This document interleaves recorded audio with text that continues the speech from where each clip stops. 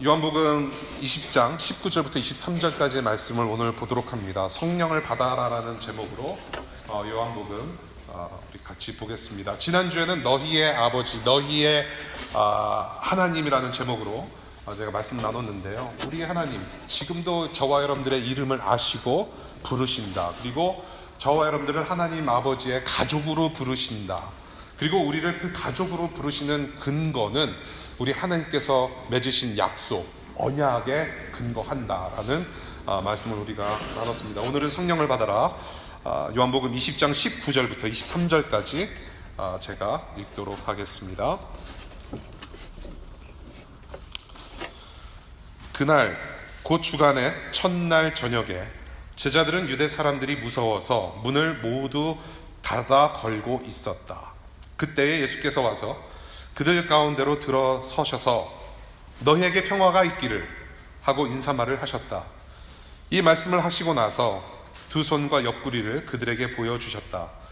제자들은 주님을 보고 기뻐하였다. 예수께서 다시 그들에게 말씀하셨다. 너희에게 평화가 있기를 빈다. 아버지께서 나를 보내신 것 같이 나도 너희를 보낸다. 이렇게 말씀하신 다음에 그들에게 숨을 불어 넣으시고 말씀하셨다. 성령을 받아라. 너희가 누구의 죄든지 용서해주면 그 죄가 용서될 것이요 용서해주지 않으면 그대로 남아있을 것이다. 주님의 말씀 기도하겠습니다. 하나님 아버지, 우리의 영혼 평안해라고 찬양했지만은 여전히 불안한 삶을 살아오고 있고 그 찢어진 상처 입은 마음을 가지고 이 자리에 왔습니다. 그러나 믿음으로 찬양하였습니다. 이 시간 우리 모두에게 우리 주님 주시는 평안 허락하여 주시고 새 힘 얻고 돌아가는 오늘의 예배 될 수 있도록 우리 주님 은혜 베풀어 주시기를 간절히 기도합니다. 하나님, 이 시간 여전히 우리 하나님께서 주인이시고 우리의 하나님께서만이 주인공이 되십니다. 말씀으로 만나 주십시오. 주님, 들을 귀를 허락하여 주십시오. 예수님 이름으로 기도합니다. 여러분들 첫 단추를 잘 끼워야 한다라는 말 많이 들어보셨죠? 첫 단추를 잘못 끼면 아주 이상한 옷차림이 됩니다. 여러분들의 인생의 구석구석에서 첫 단추를 잘 끼워야만 잘 일이 풀리는 그러한 일들이 많지요. 저는 첫 단추를 잘못 끼웠기 때문에 대학교 내내, 대학생활 내내 저는 힘들었습니다. 오리엔테이션, 학교 처음 프레시맨으로 들어갈 때 오리엔테이션을 미스하면 여러분들 안 되는 거 잘 아시죠? 예. 혹시 대학교 처음 들어갔을 때 혹은 대학원 처음 들어갔을 때 입학할 때 오리엔테이션 못 가신 분들 한번 손 들어보세요. 나 오리엔테이션 참석하지 않았다. 이상합니다. 예. 참석을 안 하셨음에도 불구하고 지금 굉장히 공부 잘 하시는 분들이 손을 드셨어요. 저는 오리엔테이션을 미스했기 때문에 굉장히 힘든 1학년, 2학년, 3학년, 4학년, 5학년을 보냈습니다.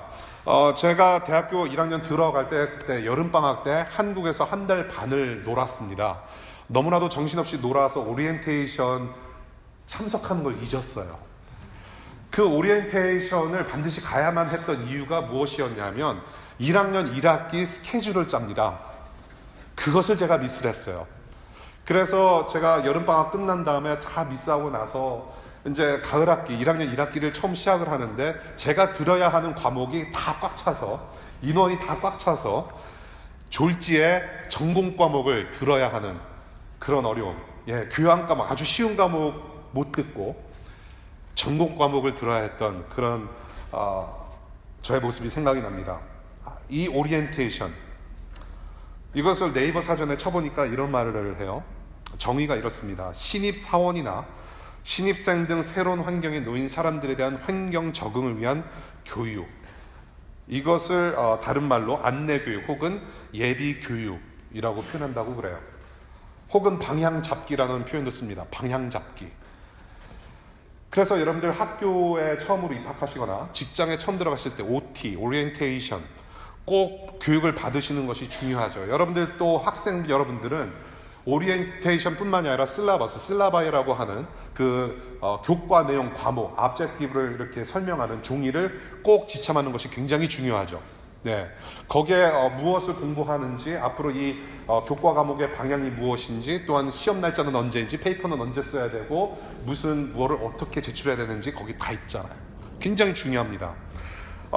새가족반이 계속 진행되고 있습니다, 여러분. 새가족반, 저희 교회에서 진행하는 새가족반은 기독교가 말하는 믿음의 대상이 무엇인지, 우리 교회는 무엇을 믿고 따르는지를 함께 나누는 시간, 배우는 시간이고요. 그리고 신앙의 방향을 잡는 교회 오리엔테이션으로서 저희들이 새가족반을 만나고 있습니다. 여러분들 꼭 참석하시길 바라요.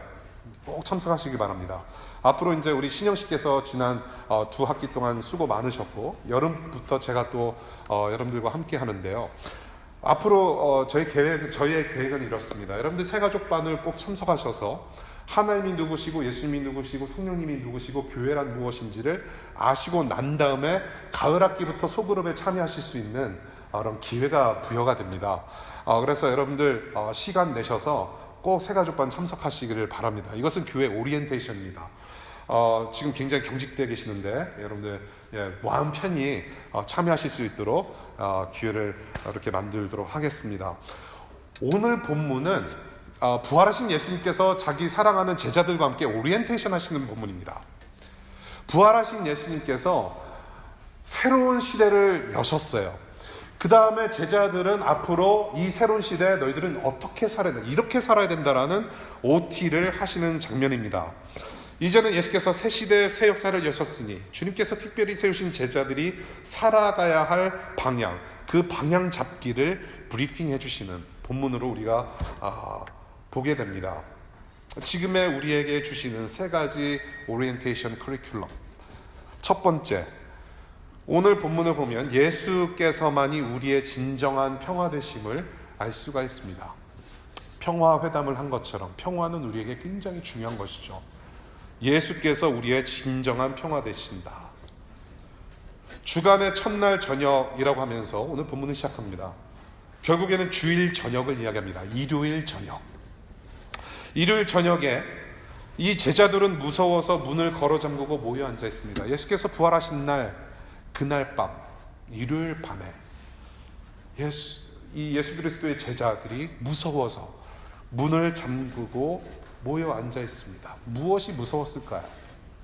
두 가지로 추측할 수 있는데요. 첫 번째는 예수께서 죽으신 다음에 이 예수를 따랐던 추종자들, 제자들을 색출해서 체포할 가능성이 있었다라는 것입니다.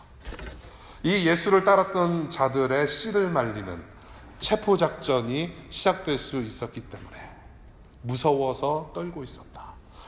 두 번째 우리가 추측할 수 있는 것은 한간에 떠도는 예수 그리스도의 시신 도난 사건의 주범들이 바로 제자들이다. 그래서 제자들을 찾으면 그 도난당한 시신을 찾을 수 있을 것이다 라고 하는 소문이 있었을 거란 얘기예요. 그래서 이 제자들은 문을 걸고 잠그고 모여서 두려워 떨고 있었다는 것이죠. 그렇게 우리는 추측할 수 있습니다. 그런데 한 가지 기특한 사항이 있습니다. 그럼에도 불구하고 기특한 것은 이 제자들이 각자 따로 흩어지지 않고 도망가지 않고 한 곳에 모여 있었다는 것이에요.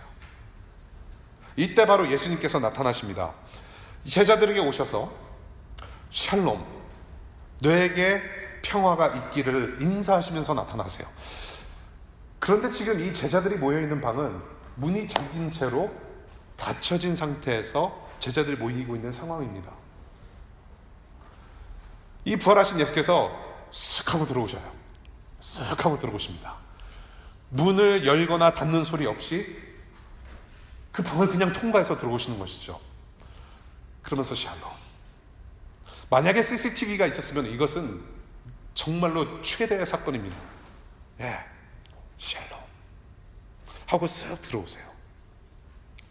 제자들은 문을 어떻게 통과하셨는지 생각할 틈이 없이 죽은 줄로만 알았던 자기의 스승, 자신들의 예수 그리스도의 손과 옆구리의 상처를 보고 기뻐합니다. 와! 제가 지금 마이크가 가까이 있기 때문에 소리를 지를 수가 없어요. 여러분들 그러면 제가 병원으로 모셔야 돼요. 이비인후과.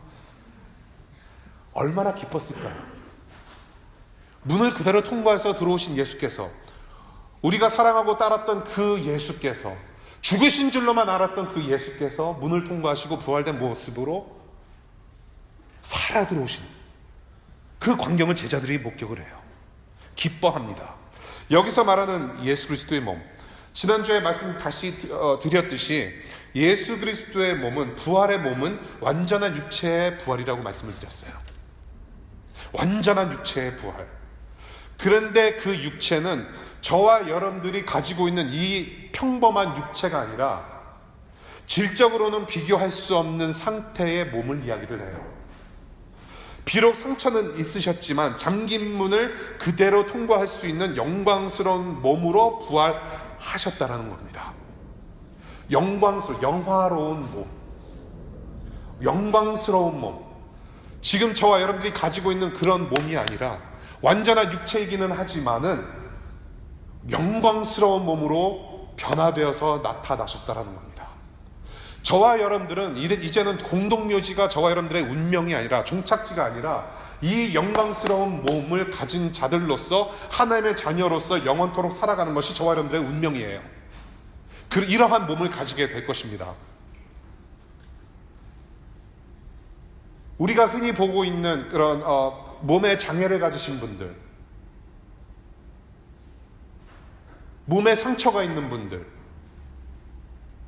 여러분들 중에 말 못할 그런 그 육신의 어떤 그 아픔이 있는 분들, 여러분, 하나님께서 이렇게 회복하시는 줄로 믿습니다.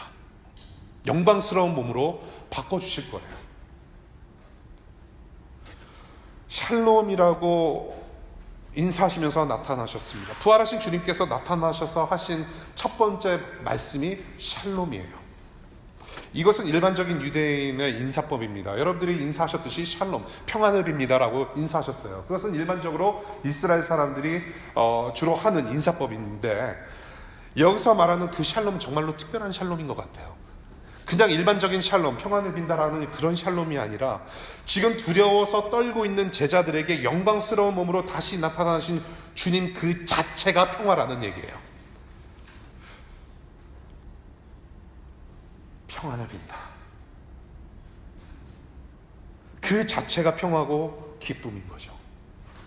이 샬롬은 두려워하지 말라. 나는 살아있다. 아주 특별한 샬롬인 것이죠. 우리 요한복음 14장 뒤로 좀 돌아서 보겠습니다. 우리 리와인드해서 요한복음 14장 27절을 볼게요. 이미 우리 예수께서는 저와 여러분들에게, 제자들에게 샬롬을 약속하셨어요. 요한복음 14장 27절입니다. 나는 평화를 너희에게 남겨준다. 나는 내 평화를 너희에게 준다. 내가 너희에게 주는 평화는 세상이 주는 것과 같지 않다. 너희는 마음에 근심하지 말고 두려워하지 말아라. 너희는 마음에 근심하지 말고 두려워 말라. 참 평화인 거죠. 예수께서 살아나셨으니 참 평화가 거기 있었고 참 기쁨이 거기 있었어요. 저는 이 제자들의 상황, 이 문을 걸어 잠그고 예수님을 대면한, 부활하신 예수님을 처음으로 대면한 이 상황 속에 갇혀있는 이 제자들의 모습, 저와 여러분들의 상황이 아닌가 싶어요. 여러분들 직장 구하시는 분들, 여러분들 중에 지금 구직으로 매일같이 스트레스 받으며 사시는 분들, 인터뷰를 지금 언제 했는데 아직도 답이 없는가, 지금 마음 졸이면서 계시는 분들 계실 거예요. 혹은 대학원 진학을 위해서 지금 애플리케이션 다 집어넣고 다 했는데 지금 결과를 기다리시는데 아주 그냥 마음이 타시는 분들, 혹은 학교 지금 기말고사인데 지금 할 일이 굉장히 이제 많아지는데 지금 교회 예배 와서 언제 끝날지 모르는 설교를 듣고 있고, 직장 생활 아주 엄청난 업무량을 끝내야 되고, 더 나아가서 인간관계, 내일 또 월요일날 출근하면 내 보스와 또 어떤 이야기로 시작을 할지, 내 코워커들에게 어떤 또 쿠사리를 먹을지, 여러 가지 생각이 복잡해요. 월요일 아침이 그닥 반갑지 않아요. 정말로 예배에 와서 눈물 나고 정말로 온 마음으로 찬양하고 기도하고 정말로 다짐을 하면서 저 문을 나가지만은 월요일날 아침 오는 것이 마냥 두려워요. 일요일 밤에 효린의 민박 시즌 넘버 2 보는 것도 아주 그냥 불안해서 죽겠는 거예요. 주일 저녁부터 살짝 공포심이 들고요. 매일같이 붉은 불토였으면 하는 상황이 바로 저와 여러분들의 상황이 아닌가 싶어요. 정말로 그렇지 않습니까? 우리가 일상을 살아가면서 모든 것으로부터 셧다운하고 싶은 그런 마음 있잖아요. 아무도 만나고 싶지 않고 묵상도 잘 안 되고 기도도 잘 안 되는, 그냥 아무도 안 만나고 싶은 그런 상황. 그런데 오늘 우리 주님께서는 그러한 상황 가운데 있는 제자들한테 어떻게 나타나셨습니까? 그 주님은 지금 어디에 나타나셨나요? 바로 우리 주님은 두려움과 공포의 현장 안으로 들어오셨다는 거예요. 문 밖으로 나오면 기쁨이 있고, 문 밖으로 나오면 평안이 있고, 문 밖으로 나오면 안심이 있고, 문 밖으로 나오면 해결책이 있다라고 말씀하신 것이 아니라 지금 두려워 떨고 있는 제자들의 방 안으로 들어오셨다는 것입니다. 지금도 여전히 여러분들, 정말로 모든 것을 셧다운하고 싶은 그런 마음을 가진 분들, 여러분들의 마음 가운데, 여러분들의 삶 가운데 지금도 그 하나님께서 들어오셔서 여러분들의 마음을 만져주시고 여러분들의 삶을 만져주신다고 저는 믿습니다. 그것이 바로 지금 저와 여러분들 안에서 하시는 우리 주님의 사역인 것이죠. 여러분들의 삶의 현장에 이미 샬롬으로 들어와 계세요. 이미. 여러분들 감사하실 수 있기를 바라요. 우리가 말하는 평안과 우리가 말하는 기쁨은 세상에서 누릴 수 있는 평안과 기쁨이 아니잖아요. 그렇죠? 물론 우리는 항상 24/7, 365 늘 항상 평안을 가지고 웃으면서 살 수는 없어요. 그렇지만 우리가 다시 돌아갈 수 있는 근거는 무엇이냐면 하나님께서 우리와 함께 하시기 때문에, 지금도 우리의 위로가 되시고 평안이 되시고 기쁨이 되시기 때문에 우리는 돌아갈 수 있는 길이 있다는 것이죠. 저와 여러분들이 힘들고 지치고 정말로 모든 것을 셧다운하고 싶을 때 조엘 오스틴이 말하는 긍정의 힘을 살려서 긍정, 그래, 긍정적인 사고가 필요해. 자기 최면하면 정말로 그것이 평안합니까? 정말로 기뻐요? 아마존이나 바른스앤노블, 지금 망해가는 바른스앤노블 책방에 가면은 늘 베스트셀러가 무엇입니까? 자기계발서예요. 자기계발서. 여러분들의 위로를 주는 좋은 말들을 써내는 그런 책들이 많아요. 자기 self development 하는, 그렇죠? 그러면서 위로를 받아요. 이렇게 살면은 정말 평안이 있고 기쁨이 있고 성공할 수 있구나. 늘 베스트셀러입니다. 그런데 정말로 사람들이 그것을 통해서 참된 평안과 기쁨을 얻습니까? 그렇지 않아요. 일시적으로 잠시 도전은 받을 수 있고 위로받을 수 있어도 오래 못 가요. 아픈 자국에 반창고만 붙이는 격이죠. 자기 최면의 방식으로는 여러분들 진정한 평화가 없어요. 마음의 안정과 평안과 기쁨, 그것은 오직 우리의 죄와 허물을 해결하시려고 십자가에서 죽으시고 부활하신 예수 안에서만 발견이 되는 것입니다. 이 안에 거할 때 참된 평안이 있어요. 주님의 살아계심을 믿는 믿음으로 두려워하지 않아. 이 샬롬을 여러분들 믿음의 통로로 누리실 수 있기를 바랍니다. 이것이 바로 첫 번째 오리엔테이션 커리큘럼 넘버 1이에요. 예수가 우리의 진정한 평화 되신다. 그 예수님 자체가 평화이시고 그 주님께서 우리에게 평화를 허락하신다. 그런데 오늘 본문을 보면 이 평화를 특별히 비시고 구하시는 이유가 있습니다. 그것이 넘버 2 커리큘럼이에요. 두 번째, 하나님은 죄 용서의 복음이 필요한 곳에 우리를 보내신다라는 겁니다. 그것이 이유예요. 평화를 비시는 이유 두 번째, 하나님은 죄 용서의 복음이 필요한 곳에 우리를 보내신다. 21절에 또 샬롬 인사를 하세요. 슥 하고 들어오시고 샬롬 하신 다음에 또 이렇게 있다가 계시다가 또 샬롬 하세요. 평화를 너에게 빈다. 두 번째 샬롬 하세요. 왜 이렇게 평화를 강조하시면서 필요하다고 하시는가? 바로 주님께서 제자들을 세상에 보내시기 때문에 너희들은 이 샬롬이 필요하다라고 말씀하시는 거예요. 지금도 저와 여러분들, 저 문 밖으로 나가면 저와 여러분들은 여전히 그 하나님의 샬롬이 필요한 사람들이에요. 그것을 지금 비시고 계세요. 그런데 제자들을 세상에 보내시고 저와 여러분들을 세상에 보내시는데 어떻게 보내시는가? 오늘 본문 봤더니 하나님께서 예수를 보내신 것처럼, 말인즉슨 하나님께서 예수를 성육신으로 이 땅에 보내신 것과 같이 제자들을 이제는 저 문 밖으로, 이제는 컴포트 존, 그런 안전지대에 묶어놓는 것이 아니라 저 세상 밖으로 하나님께서 예수를 이 땅에 보내신 것처럼, 하나님의 아들이 이 땅에 오신 것처럼 그렇게 보내시는 하나님, 예수 그리스도, 그렇게 너희들을 보낼 것이다. 희생적 사랑으로 내가 너희들에게 보여줬고 십자가의 죽음으로 보여준 것처럼, 그 전에 너희들의 발을, 그 더럽고 꼬실꼬실한 발을 팍팍 닦아주면서 섬겼던 것처럼 희생적인 사랑으로 섬긴 것 같이 세상을 섬기러 나가라. 제자들, 너희들도 그런 삶을 살아야 한다. 그래서 샬롬, 쉽지 않을 것이다. 그런데 어디로 보내시는가 봤더니 오늘 본문을 좀 잘 훑어보면 죄 용서의 복음이 필요한 곳으로 우리 주님은 제자들을 보내시고 저와 여러분들을 보내신다라고 말씀하세요. 죄 용서의 복음이 필요한 곳으로 보내신다. 우리 23절 보겠습니다. 오늘 본문 20장 23절을 여러분들이 읽으시면 용서에 대한 이야기가 나와요.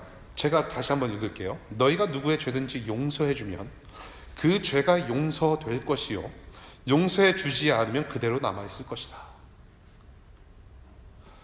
이 23절, 이 말씀을 듣는 제자들이나 저와 여러분들이 용서해야 한다라는 취지로 말씀하신 것이 아닌 것 같아요. 너희들은 세상으로 보냄을 받았다. Go forgive others. 다른 사람 용서해라. 그런 취지로 말씀하신 것 아닌 것 같아요. 그 원인을, 이유를 저는 두 가지로 들고 싶은데요. 첫 번째 이유는 지금 우리 주님께서, 예수 그리스도께서 너희들 성령 받아라, 그렇게 말씀하신 후에 갑자기 사람들 용서하라는 말씀, 그 흐름 자체가 상당히 부자연스러워요. 그렇지 않습니까? 성령 받아라, 그리고 가서 용서해라. 두 번째, 이 죄사함의 용서는 오직 하나님만의 영역입니다. 그래서 제자들에게 어떤 죄사함의 권위를 부여하시는 말씀이 아니라는 얘기예요. 용서, 죄사함의 용서는 오직 하나님만의 영역이다. 그렇다고 생각한다면 이 말씀, 지금 23절의 말씀, 성령을 받아라, 그 다음에 너희들은 가서 용서를 해라라는 말씀은 이미 예수 그리스도께서 십자가로 이루신 죄 용서의 복음을 선포하라는 말씀으로 보는 게 타당해요. 죄 용서의 복음을 선포하라. 내가 이미 죽었던 그 십자가 복음을 너희들은 가서 전할 의무가 있다. 그것을 전하면 된다라는 말씀으로 보는 것이 타당하는 거예요. 그냥 23절만 보게 되면 용서를 우리는 해야 되는구나. 물론 그렇게 볼 수 있어요. 그런데 용서라는 것은 상당히 쉽지 않잖아요. 그렇죠? 쉽지 않아요.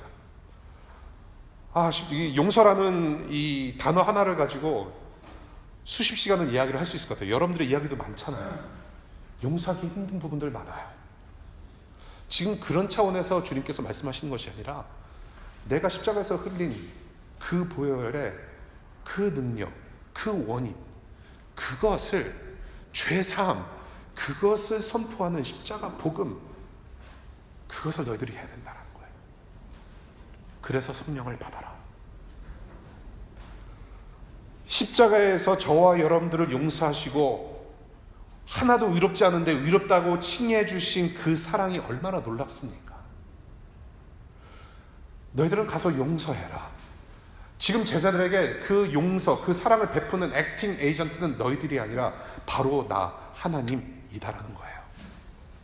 죄의 용서의 권위는 하나님께 있다.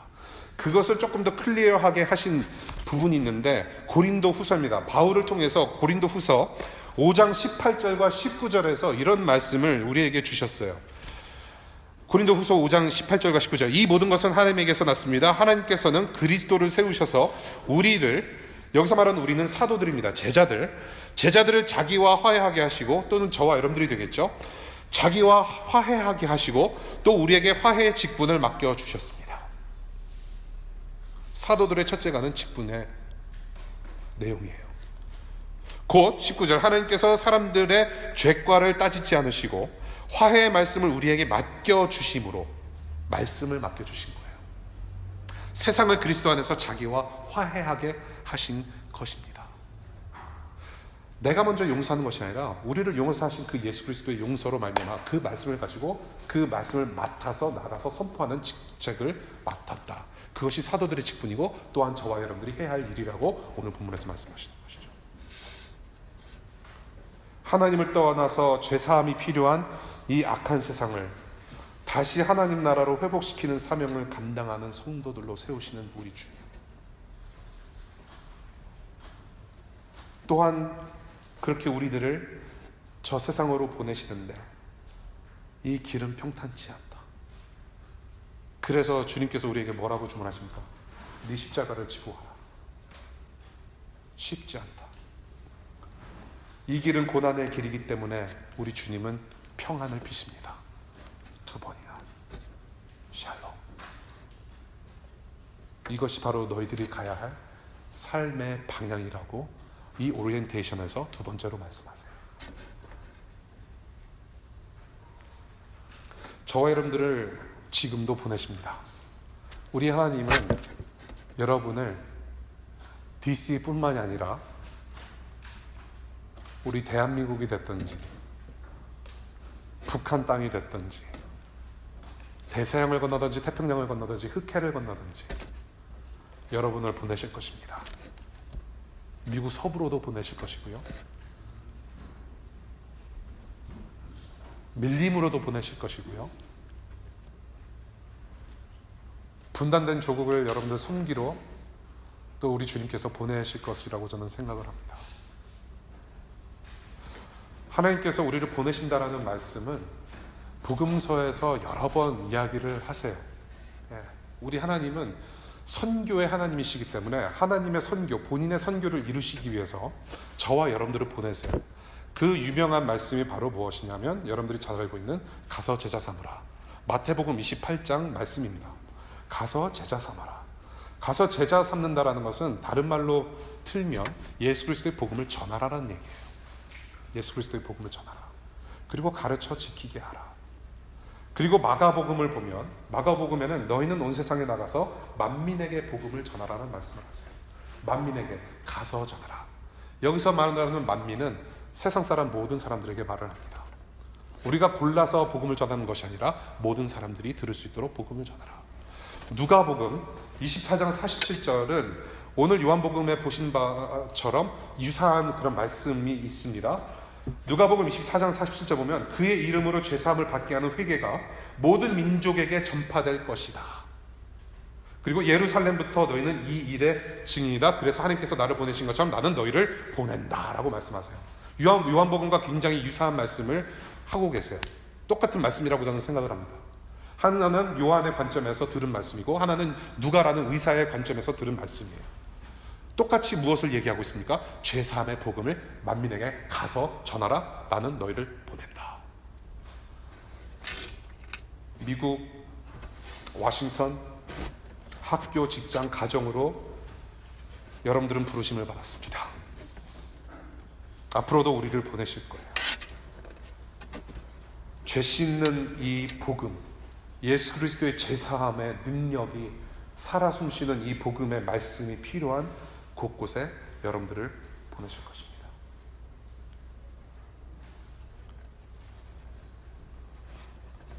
저는 이 정상회담을 보면서 히브리서 말씀 배움 이렇게 딱 8시 반에 맞춰서 끝냈어요. 그거 좀 첫 장면 보고 싶어서. 근데 이제 뭐 김밥하고 족발 먹느라 제대로 못 봤어요. 예. 그래서 집에 가서 다시 유튜브를 봤어요. 한 10번은 봤을 거예요. 저는 그 두 정상이 악수하는 것보다는 김대중 대통령도 악수하셨고 노무현 대통령도 악수하셨어요.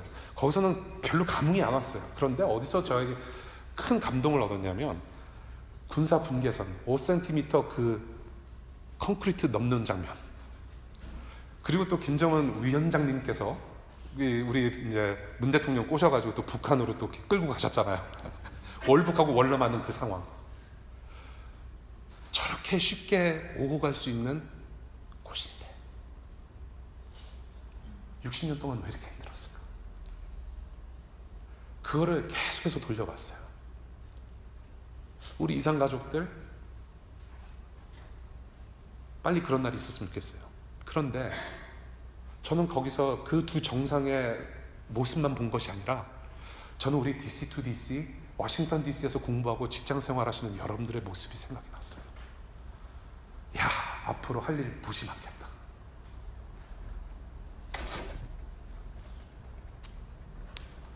할 일 무지 많겠다. 그렇다고 해서 여러분들 꼭 귀국하시란 말 아니에요. 네. 여기서도 우리가 할 일이 있겠구나. 어떤 친구들은, 어떤 청년들은 정말로 하나님께서 부르셔서 통일조국을 준비하는 사람으로서 우리 하나님께서 귀에 쓰시겠구나. 기도하지 않을 수 없구나.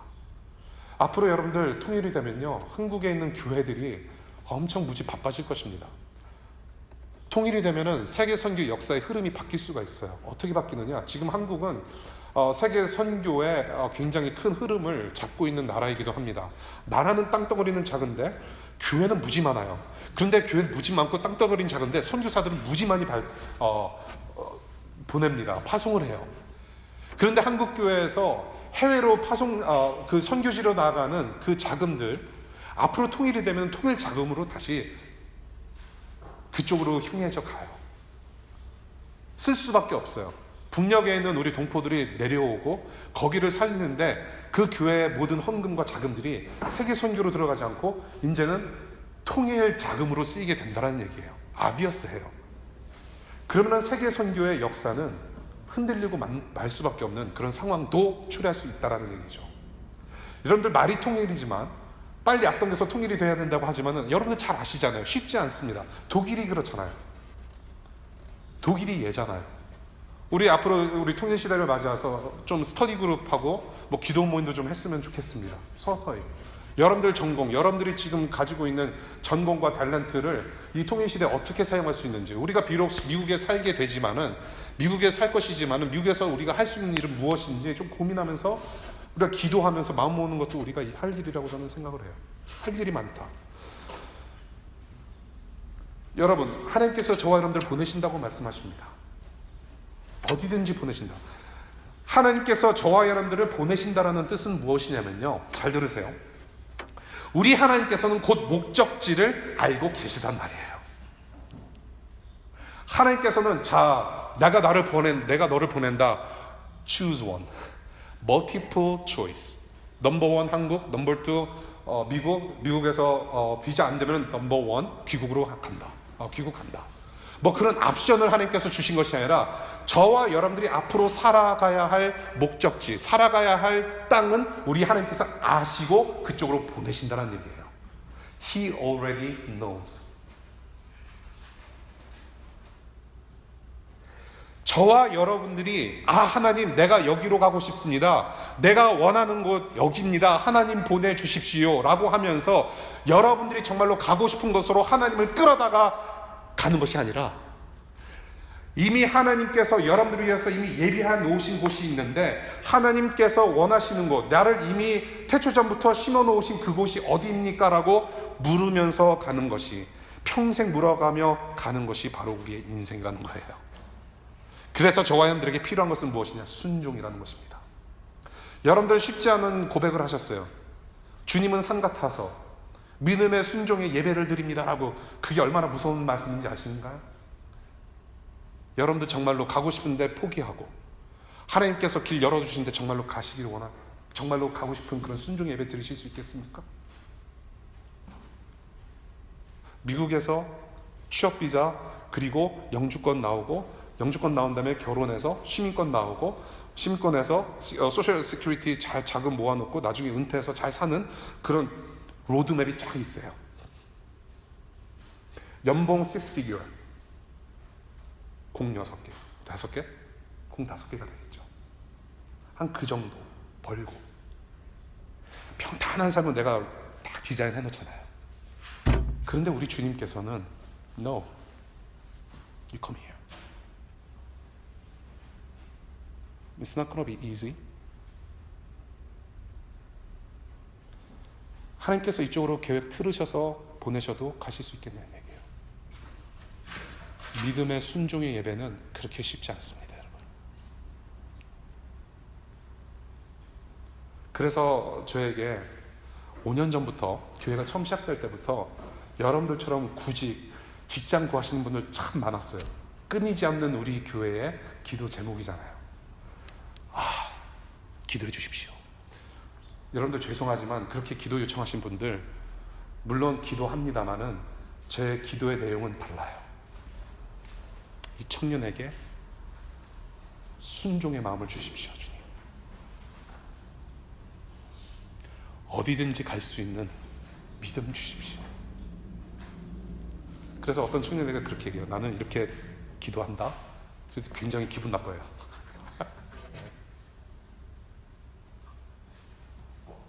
오늘 있어야 할 삶의 터전에 내가 순종하면서 있는 것이 바로 보내심을 받는 거예요. 오늘 하나님께서 싱크대라는 지성소 앞으로 보내시면은 거기가 순종의 예배를 드리는 곳이고요. 학교 도서관이라는 지성소로 보내시면 거기 바로 하나님께서 계획하신 곳이 바로 거기고요. 오늘 있는 현장이 바로 주님께서 보내신 현장입니다.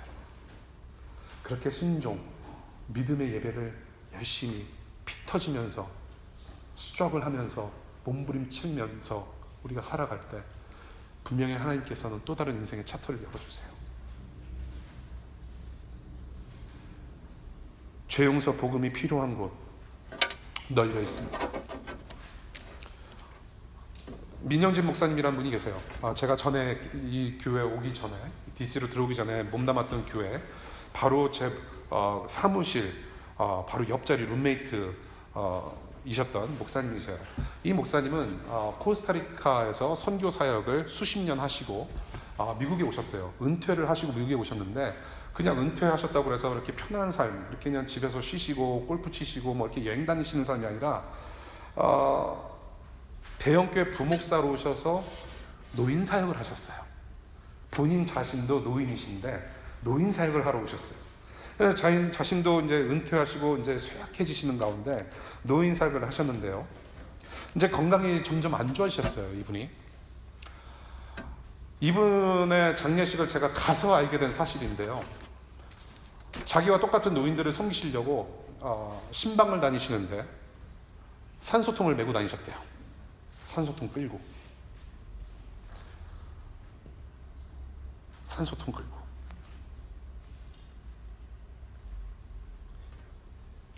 산소통 끌고 다니시면서 끝까지 자기와 같은 노인들을 돌보시고 기도해 주시고 신방하셨어요.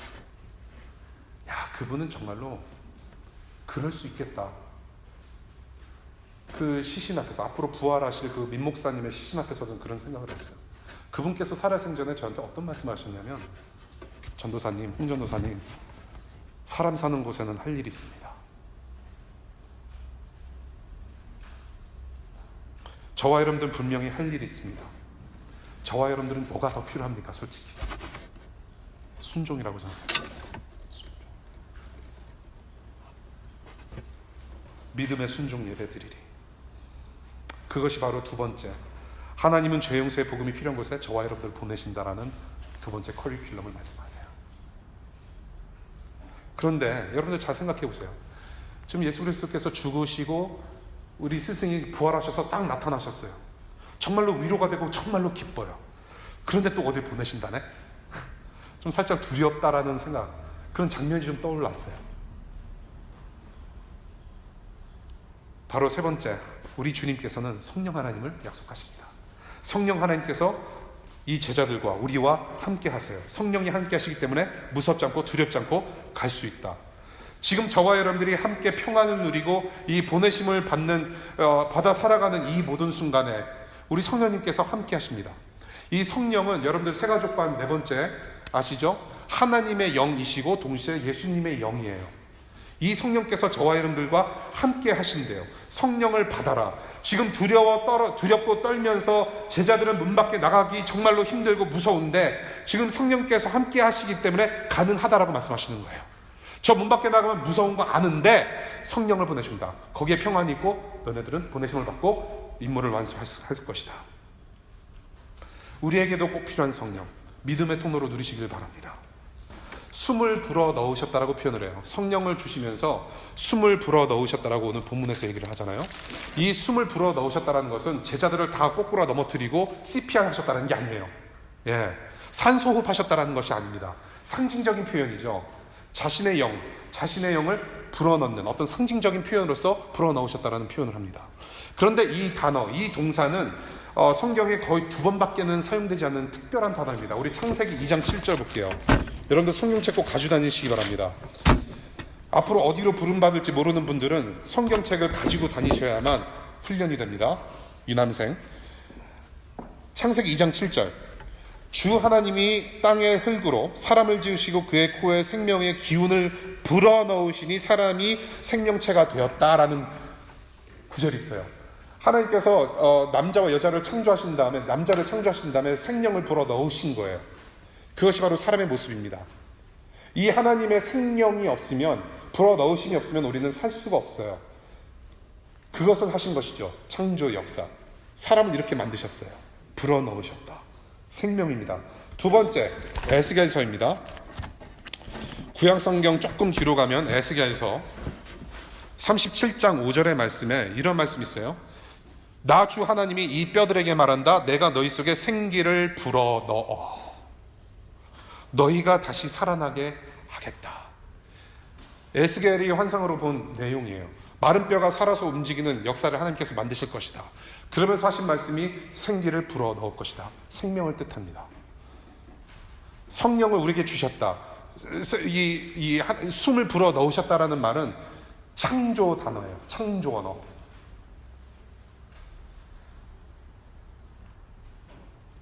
제자들에게 성령을 주셨다.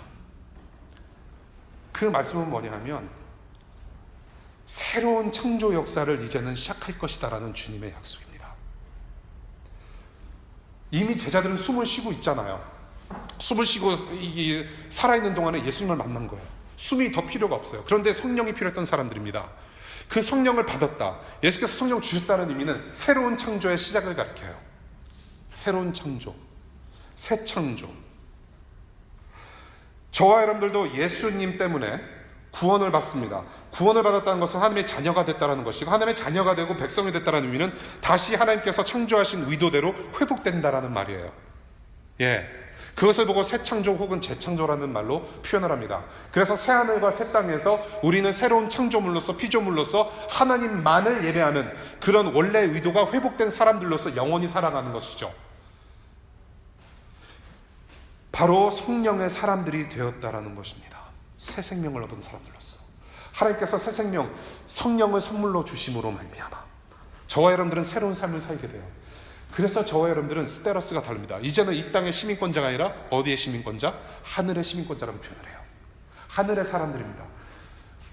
예수 그리스도를 구주로 영접한 순간 성령을 저에게 선물로 주시고 저와 여러분은 성령의 사람들이 돼요. 성령이 지배하는 삶을 살게 됩니다. 이제는 이 땅의 사람들이 아니에요. 하늘의 사람들입니다. 주일 예배는 그냥 와서 예배했다, 노래 몇 곡하고 기도 조금 하고 그냥 설교, 지형 설교 조금 노트하고 끝나는 그게 예배가 아니라, 예배라는 것은 우리가, 저와 여러분들이 우리가 누구인지를 상기시키는, 리마인드 하는 자리가 바로 예배예요. 저와 여러분들은 무엇으로 리마인드를 받아야 되느냐, 무엇이 리마인더가 되어야 되냐면 저와 여러분들은 이 땅의 사람들이 아니라는 것을 예배를 통해서 확인하는 자리예요. 그것이 예배예요. 저와 여러분은 하나님의 사람들입니다. 성령의 사람들이에요. 그래서 이번 한 주간 동안에 살아갈 때에도 저와 여러분들은 성령의 힘입어 살아가야만 한다는 것을 하나님 앞에 의지적으로 보여드리고 살아가는 것이 바로 예배이고 우리의 모습이라는 거예요. 성령의 사람들, 성령 하나님께서 함께 하시니 어딜 가든지 평안하고 괜찮습니다. 성령 하나님께서 함께 하시기 때문에. 우리 예수 그리스도께서 호련히 나타나셔서 제자들과 함께 하신 것처럼 이제는 그분의 영이 우리와 함께 하시기 때문에 괜찮습니다. 제가 일부러 성령 하나님이라고 표현한 이유가 있습니다. 여호와의 증인 그쪽에서는 이 성령을 어떤 능력으로만 봐요. 어떤 인격체로 보지 않고 어떤 능력으로 봅니다. 그래서 성령을 좌지우지할 수 있는 어떤 그런 걸로 표현을 해요. 근데 성령 하나님은 분명히 하나님이십니다. 인격체세요. 그 인격 되시는 우리 하나님께서 저와 여러분들과 함께 하신대요. 임마누엘의 하나님. 여러분들 태풍에 휩쓸려서 죽는 독수리 봤습니까? 태풍 비바람 맞아서 죽는 새들 봤습니까? 만약에 그런 새들이 있다면 저와 여러분들을 장례 치러주느라고 아마 굉장히 분주한 시간을 보낼 거라고 생각을 해요. Probably 아마도 워싱턴 마뉴먼 앞은 그렇게 죽어간 새들을 장례 치르는 곳으로 변하지 않을까 싶습니다. 여러분들 절대로 태풍과 비바람에 휩쓸려서 죽는 새 거의 없습니다. 없어요. 성령의 사람들은 인생 태풍을 만나지만은 그 인생 태풍을 브레이크트루 하는 사람들입니다. 성령의 사람들의 특징입니다. 왜? 하나님께서 함께 하시기 때문에. 하나님께서 함께 하시는 사람들은 절대로 인생 태풍에 쓰러지지 않습니다. 담대하십시오. 성령님께서 함께 하십니다, 여러분. 우리 주님께서 함께 하시니 하나님의 비전, 그분 나라로 우리는 전진해 나아갈 수 있습니다. 이것이 바로 오리엔테이션 세 번째 커리큘럼입니다. 말씀을 맺을게요.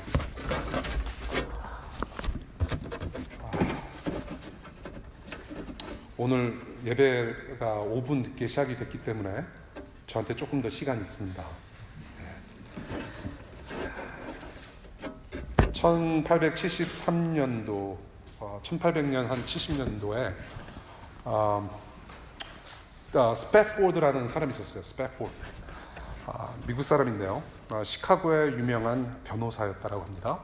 그리고 어떤 신학교의 이사장이었고 또 시카고 의학대학의 병리학 교수로 굉장히 유명했던 사람이었던 것 같습니다. 변호사였고 병리학 교수다. 뭐 상상이 가시죠? 어떤 사람인지. 예. 이 사람 집에 갑자기 불이 났어요.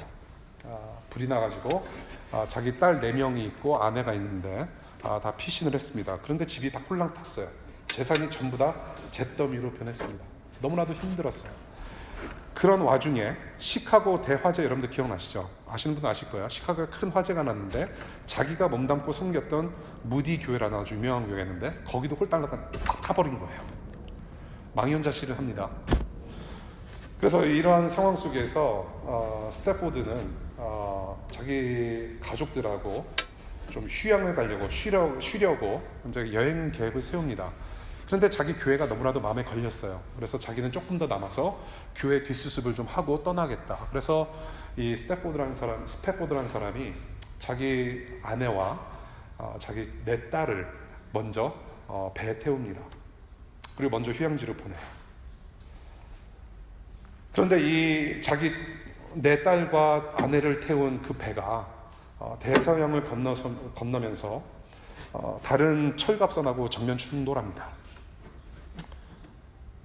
스패포드 부인은 살아남아요. 혼자. 웨일즈에 도착해서 자기 남편에게, 시카고에 있는 남편에게 전보를 보냅니다. Saved alone. Saved alone. 혼자 구조되었다. 자기 집 다 잃어버리고 재산 다 잃어버리고 자기가 섬겼던 교회도 없어져 버리고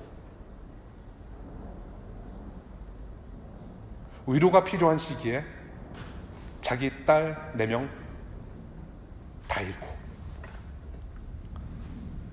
이 소식을 들은 교인들이 찾아와서 이 스패포드를 위로합니다. 그런데 이분이 이렇게 대답을 해요. 내게 어려운 고난이 닥쳐왔으나 주님을 의지하게 되니 매우 기쁩니다. 말은 이렇게 하지만 스패포드도 사람인지라 얼마나 힘들었겠습니까? 대서양을 건너는 그 사고 지점을 이렇게 지나가면서 굉장히 울었대요. 그 우는 중에 자기가 체험하지 못한 어떤 마음의 평안이 있다라고 그럽니다.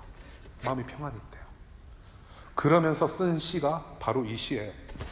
내 평생에 가는 길 순탄하여 늘 잔잔한 강 같은지 큰 풍파로 무섭고 어렵든지 나의 영혼은 늘 편하다. 내 영혼 평안해. 내 영혼 평안해. 이 시를 쓰고 나중에는 이것이 찬송가가 됩니다. 오늘 말씀은 여러분들 가십시오. 성령께서 함께 하시니 여러분들 두려워 마십시오. 힘든 순간이 있을 것입니다. 그러나 새로운 하나님 나라 완성을 위해서 여러분들 삶의 현장으로 담대히 들어가십시오. 우리 주님이 평안이십니다, 여러분. 그것을 오늘 리마인드 받으시고 이번 한 주간 동안 힘내십시오. It is well with my soul. 기도하겠습니다.